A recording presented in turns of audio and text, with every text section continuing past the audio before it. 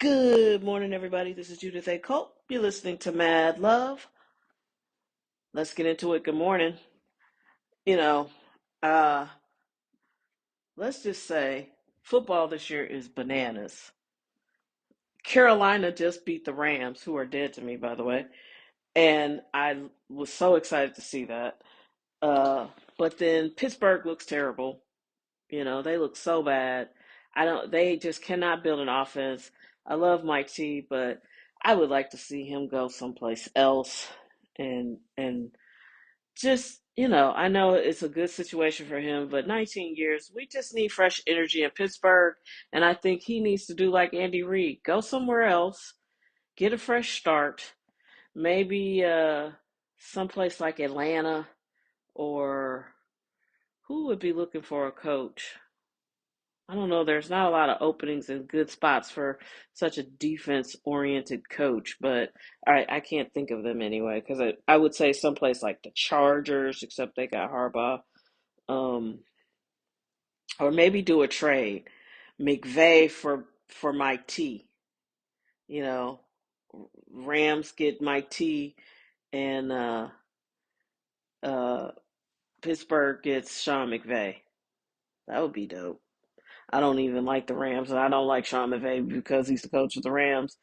And that organization is dead to me. But I would be excited about an offense oriented Pittsburgh. I mean, man, they pay that defense all that money, and those players age faster than anybody. I mean, the noticeable drop off, and I love the Steelers. I've been black and gold since the 70s, man. But that's rough to watch. And then I hate to give Jerry Jones credit, but I believe he backed into a great team. I don't think this was what they had in mind. I think when they were getting rid of Micah, it really was a senility moment.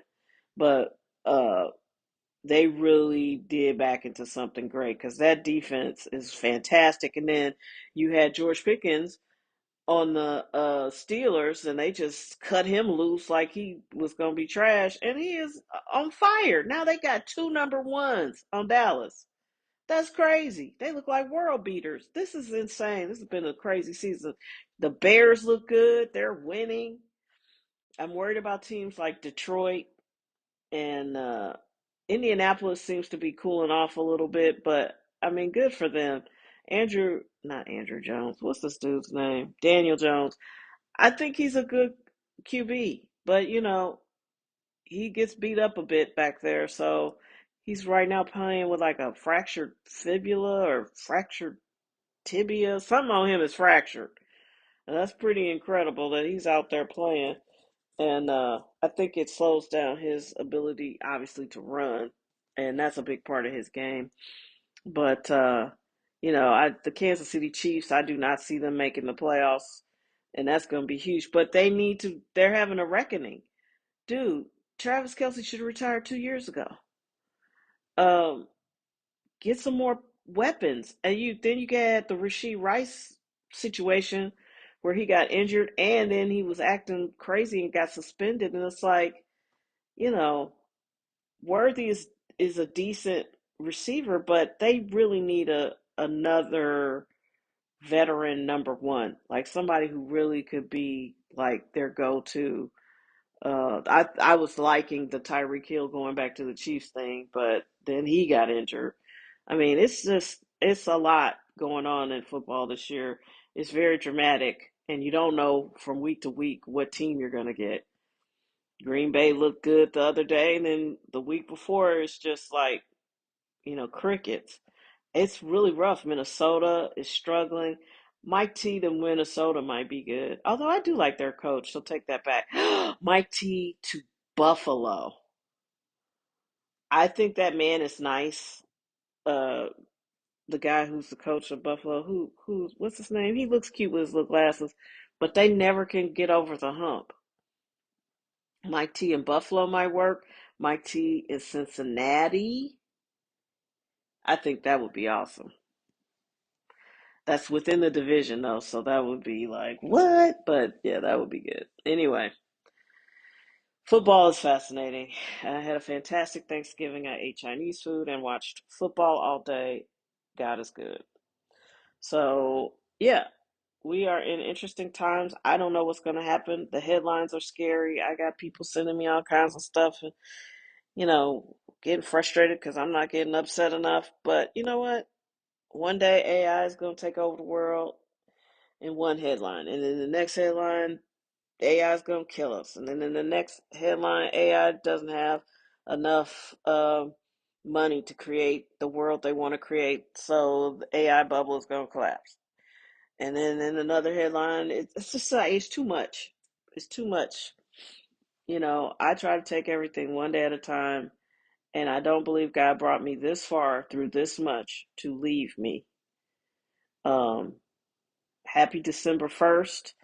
I think it's the end of what was one of the most challenging, triumphant, frustrating, exalting years I've ever had.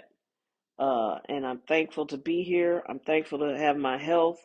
It's been 12 months this month since my mom died. Many of you know I was her primary caregiver, and it took a tremendous toll on my body and my spirit. I laid in here many nights crying, scared, not knowing what to do.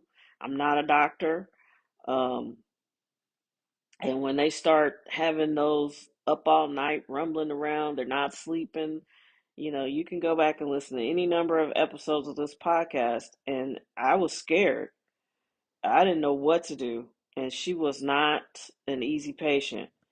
And when you're sitting up here and you're with somebody who's out of their mind, and then she fell, she hit her head, and that was sort of the best thing that happened to us because I was able to sign her up for hospice because they don't care about hospice or long-term care with Alzheimer's.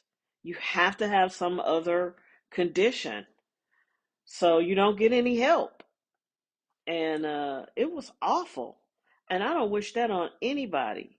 And it's a lot of people I hope have a hard time because they were shitty to me. But I don't even know if I could wish this on them. It was so terrible. And like I said, I'm still putting out the newsletter. I'll do that through the end of the year. I hope people, that means there's 4 more episodes, 4 more issues left. So I may do a monthly, but I really hope. Because, see, now you're going to see. Because you went to Thanksgiving dinner with mom and dad, or you went to your in laws, you went somewhere, and you starting to see, like, mom and dad are getting 1 year older. And some of you are going to realize, hey, mom, dad, what's this room with all this stuff in it? Oh, that's all the stuff we can't carry up the steps anymore. So you just put it in here? Oh, yeah. Don't worry about that. Close the door. That kind of shit.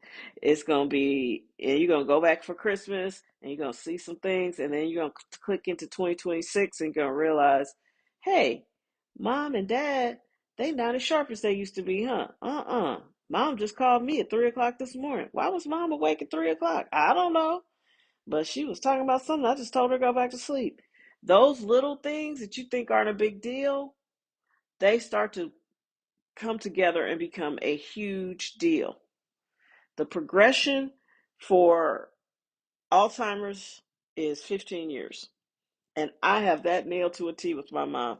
When I got back to St. Louis, I was on my way to another city to look for another job and move closer to one of my friends just to, have more of a community feel. And I realized my mom was really, really sick. Not super sick, but for what I knew her to be at that time, she seemed sick. Like she was off her game. And you all know how it ended. I had no idea what I was at the beginning of. I just did not have a clue. So I'm trying to get people prepared and talking about this thing that they don't want to talk about. And it's hard. It's very, very difficult. It's very challenging. I will not kid you. You're going to be overwhelmed. You're going to be frustrated. You're going to be tired. You'll be mad, sad, and glad at times. It's all of those things. So it's been a year. I feel recovered mostly. I really do. And it took, all this time. because the administrative work that comes with someone's passing, um, settling their affairs, thankfully my mom didn't have anything that dragged us into probate court. But, a lot of people were out here, if your parents have a house, you're going to be like, if they die, even with a will, the house goes into probate court. So put your name, do a quick claim deed, get that house in your name. You got to do all these things. Honestly, if you have to put your loved one on Medicaid, go talk to an attorney. If your parents own a house, if they die and they're on Medicaid, and many of them will be, because it's not a poor people disease. When you're looking at spending anywhere from six to ten to $15,000 a month, a lot of people don't have that. So yeah, a lot of people are going to go on Medicaid, and it doesn't mean that you're poor. It means you just can't afford these crazy ass prices, and they will claw back and get your parents' house if they were on Medicaid. They want it. They want everything that your parents had to get them to recoup that money. So this is a war, honey. You need to get prepared. Y'all out here thinking, oh, they got it. You gonna go in your parents' house and you see they ain't got no plans. And some of them do. This isn't for everyone. You're right. Some of them already made plans and they're airtight and everything is proper. But if you have the kind of parents that you know who you related to and they never talk about it and they don't want to talk about it and they're super defensive and their idea of a will is some shit they didn't wrote out on a piece of paper, hey, come on now, get in there. Thank me later. So anyway, it's important. Uh, and if you are the primary caregiver, I get it. Because I'm gonna be honest with you, it was just no place good enough for my mom. It just wasn't. And everybody kept coming in and saying, listen, she's never going to get the kind of care she gets from you. There's no place that will be able to take care of her the way you do. And, you know, like I said, apparently I'm the Michael Jordan of this because hospice nurse after hospice nurse will come in and they just be like, man, I was thrilled. The last nurse that came in, I remember she was like, man, I remember coming here before. I was thrilled with the level of her care. And I was like, oh, thank you. She was like, is this a professional hospice house? So I was like, no. I just keep fresh flowers because they make her happy. Now they make me happy. And I keep it clean because that's part of the care. They were like, well, because I asked at one point, I was like, what? What am I doing that no one else is doing? And they were like, you keep you keep it clean. It's always clean in here. Your patient is clean. She's happy. Um, you know, there's no smells. Apparently, there are people in hospice who don't change their loved one until the hospice nurse comes. You only get a hospice nurse twice a week. So there are many times that a person can be soiled and filthy. I mean, whoa, no thanks.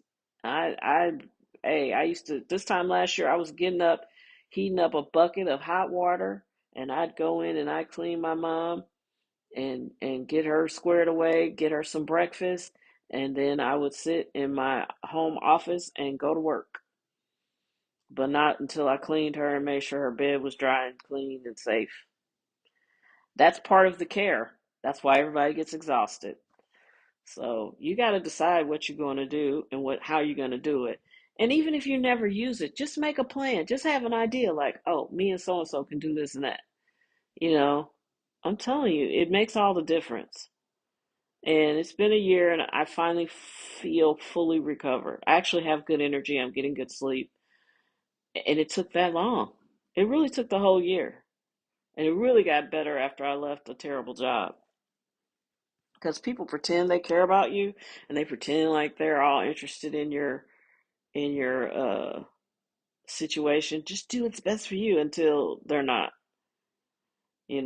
So take care of yourselves mentally and spiritually and physically, and get ready because that is going to be the majority of families.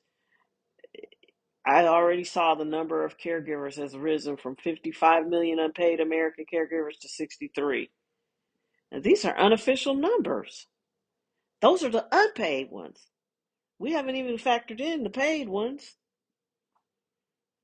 Woof. Dementia winter is here, and it is coming for you and your family and your finances. So, anyway, take care of yourselves. Have a good day. Happy December 1st. The end of a very tough year. These last 12 months have been really, really interesting for me. Take care of yourselves.